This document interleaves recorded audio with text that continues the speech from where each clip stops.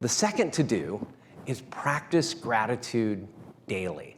Now, you can decide what this looks like for you. There's a couple of practices that I've used from time to time. One is before I send an email in the morning, the first email that I send is an acknowledgement of something that happened the day before. And that's like my ticket to allow me to go into my inbox and start handling all the other emails that are there. If that doesn't work for you, just look for somebody through the day that you think probably hasn't gotten thanked or acknowledged as much as they should. For me, I had two people like that. One was my Uber driver who drove me here to 77 Mass Avenue in the rain. And I was like, this is not a fun job today, is it? And I thanked him, and I thanked him with eye contact and genuinely acknowledging that he made it possible for me to get here from Logan. And then the third step that is one of the to-dos that I encourage you to put into place is to have a way to capture your dreams in front of you. Now, my husband and I, we love to do vision boards. Other people like to journal. Other people have digital, like a screensaver that is the dreams of what it is you want to accomplish, or the places you want to go, or the awards that you want to achieve, or the jobs you want to have. But have something in your vision that you see on a regular basis that reminds you of what you're committed to. So those are some of the to-dos that will give you resilience. The to-don'ts: avoid toxic people. If you are in a toxic relationship, be it a romantic relationship, be it an employment, be it an advisor, if you are in a relationship that is toxic, you need to step out of it. You need to find another way to have that need met in your life. It is not going to change. It is not going to get better. It's like when you have sour milk, you're like, oh, I'll put that back in the fridge for a couple more weeks and see if it, no. If it's a toxic relationship, step away and avoid having toxic people in your life.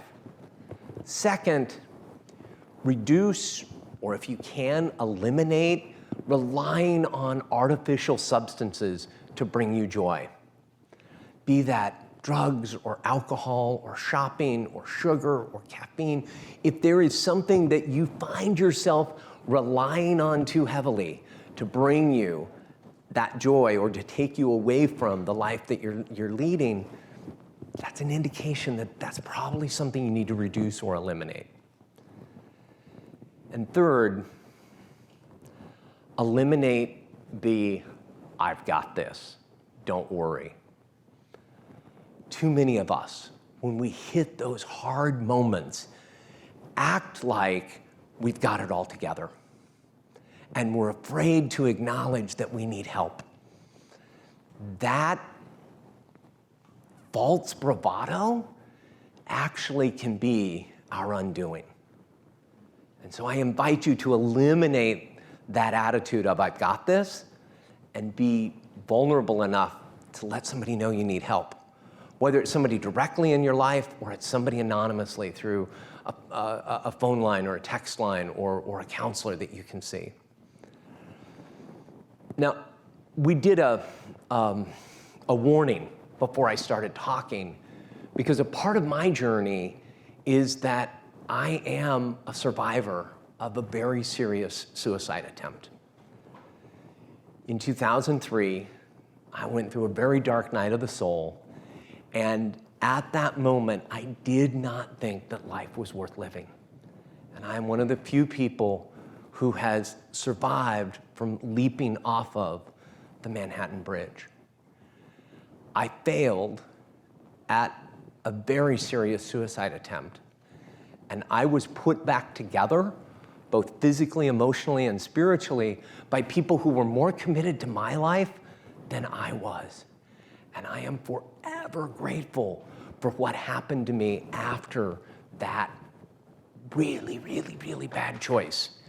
And you do not need to make a choice like I did. If my recovery from depression and suicide were a person, it would be able to vote now. It would be 18 years old. And in that 18 years, I have done a whole lot of work. First, interior work on myself, and then exterior work on the relationships that matter in my life, so that I can be here today talking about failure in a way that hopefully brings some hope and some access to avenues that people don't realize are available to them. I am not defined by my failed suicide attempt. I am defined by the life that I have created since that moment. And that life includes a husband and 3 children who I adore, and it's really hard to be away from them for 2 nights so that I can be here with all of you. And a body of work that I am proud of at Stanford and at several other institutions.